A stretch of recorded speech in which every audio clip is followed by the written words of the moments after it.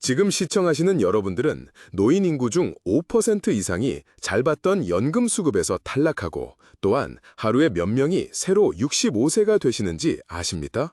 무려 800명입니다. 1년이면 30만 명이 넘는 인구가 노인층으로 들어섭니다.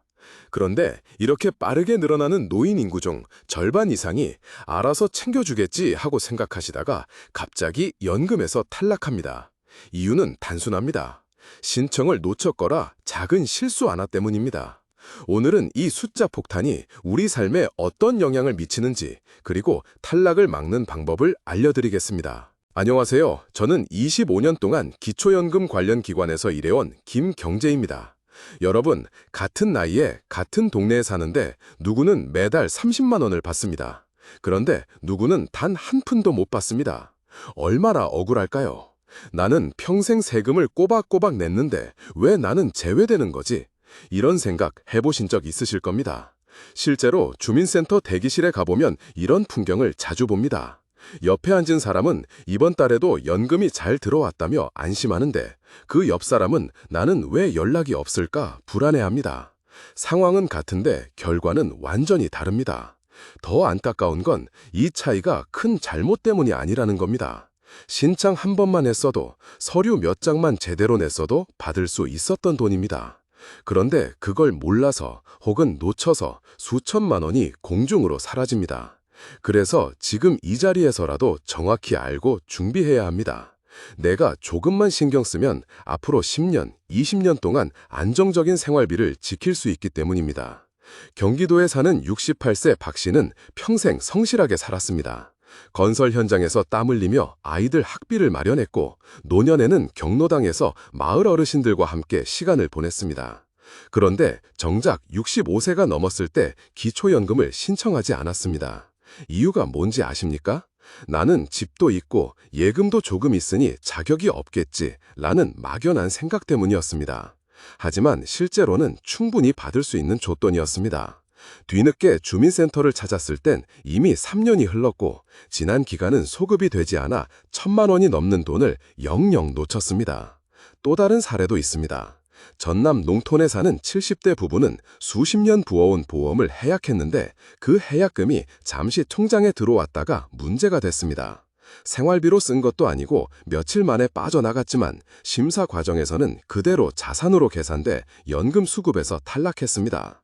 부부는 매달 60만 원씩 꼬박꼬박 받던 돈이 한순간에 끊겼습니다. 우리가 무슨 잘못을 했다고 이 돈이 날아가냐는 하소연을 했지만 제도는 단호했습니다. 이런 이야기가 남의 일 같습니까? 아닙니다. 통계청 발표에 따르면 노인 인구 중 절반 가까이가 이런 이유로 연금을 받지 못하고 있습니다. 신청하지 않았거나 작은 자산 변동 하나로 탈락했기 때문입니다. 오늘 들려드리는 이야기가 곧 내 가족, 내 이야기가 될 수도 있습니다. 유엔은 65세 이상 인구가 전체의 20%를 넘으면 초고령 사회라 규정합니다. 일본은 2007년에 이 기준을 넘어섰고 이탈리아는 2020년에 들어섰습니다. 우리나라는 어떨까요? 통계청이 발표한 장래 인구 추계를 보면 2025년이면 65세 이상 인구 비율이 20.3%에 도달합니다. 불과 내년에 세계에서 가장 빠른 속도로 초고령 사회에 진입하는 겁니다. 문제는 속도만이 아닙니다.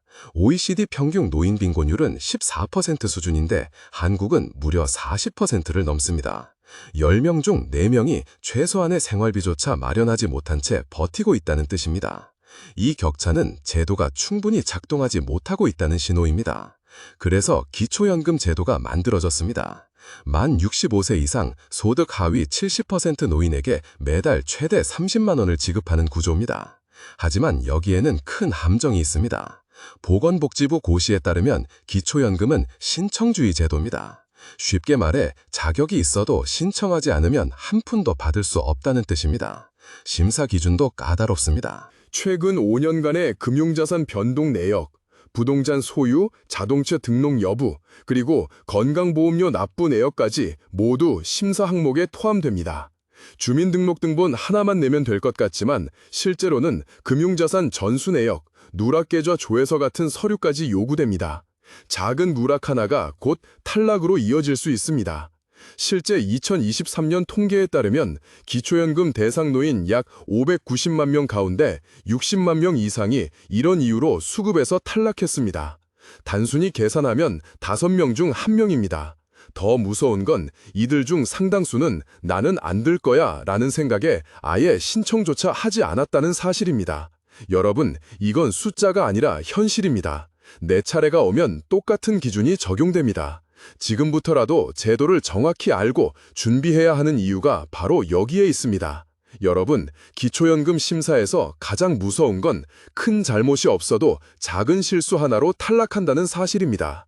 현장에서 반복해서 보이는 9가지 함정이 있습니다.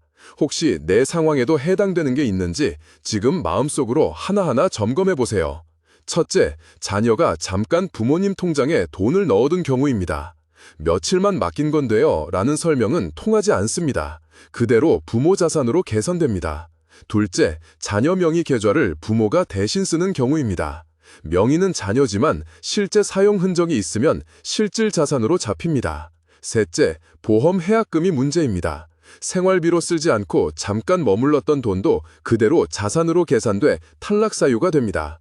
넷째, 장사를 접었는데도 사업자 등록을 폐업하지 않은 경우입니다. 실제로는 영업을 안 해도 서류상 사업자는 소득이 있는 걸로 간주됩니다. 다섯째, 차량이 2대 이상인 경우입니다. 생활용이든 농사용이든 심사에선 다 자산으로 잡힙니다. 여섯째, 전세보증금을 누락하는 경우입니다. 현금이 아니라서 빠뜨리기 쉽지만 심사에서는 반드시 확인됩니다. 일곱째, 최근 5년간 자산 변동을 신고하지 않은 경우입니다. 땅을 팔거나 집을 정리한 이력이 있으면 반드시 기록이 남아야 합니다. 여덟째, 증여와 상속입니다. 자녀에게 재산을 넘겼는데 등기 정리를 안 하면 여전히 부모 소유로 계산됩니다. 아홉째, 흩어진 소액계좌 누락입니다. 잊고 있던 예금, 옛날 적금 통장이 빠지면 허위 신고로 불이익을 받을 수 있습니다. 여러분, 지금 말씀드린 9가지 중에 단 하나만 걸려도 탈락입니다. 특히 가족계좌, 보험해약금, 전세보증금 이 3가지가 가장 흔하게 문제를 일으킵니다. 혹시라도 방금 제 설명을 들으면서 이건 내 얘긴데? 하고 걸리신 분은 당장 점검하셔야 합니다. 작은 확인 하나가 매달 30만 원, 10년이면 3천만 원을 지켜냅니다. 탈락 사례만 들으면 막막하시죠? 그런데 방법이 있습니다. 제가 수백 건 상담하면서 확인한 결론은 5가지만 준비하면 연금을 안정적으로 지킬 수 있다는 겁니다.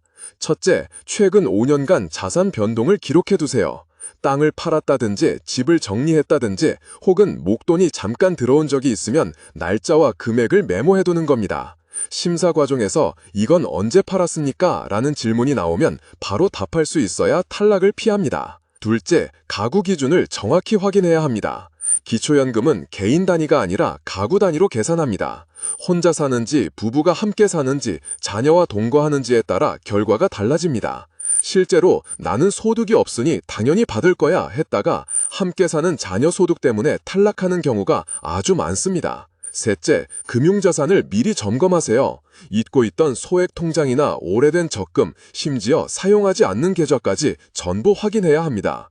요즘은 계좌 통합 조회 서비스로 쉽게 확인할 수 있으니 꼭 한번 점검해 보셔야 합니다. 넷째, 건강보험료 납부 내역을 챙기셔야 합니다. 기초연금 심사에서 보험료는 중요한 기준입니다.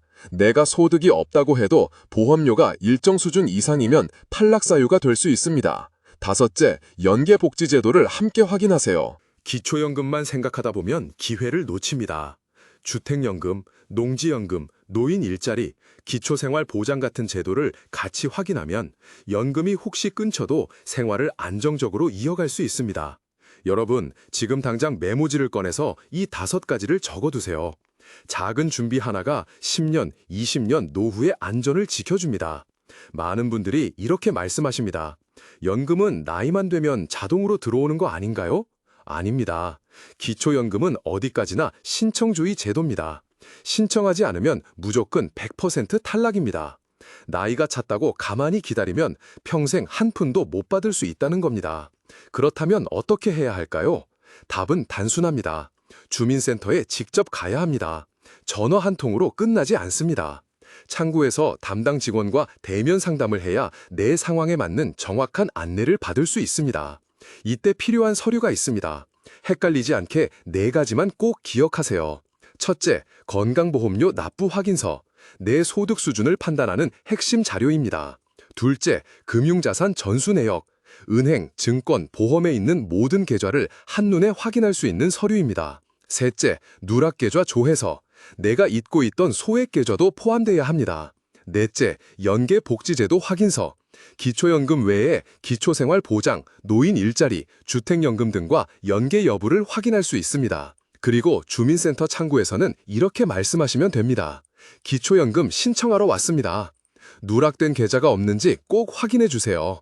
기초연금 말고 다른 제도도 함께 조회 부탁드립니다. 여러분, 이 3줄만 준비해도 상담이 훨씬 수월해집니다.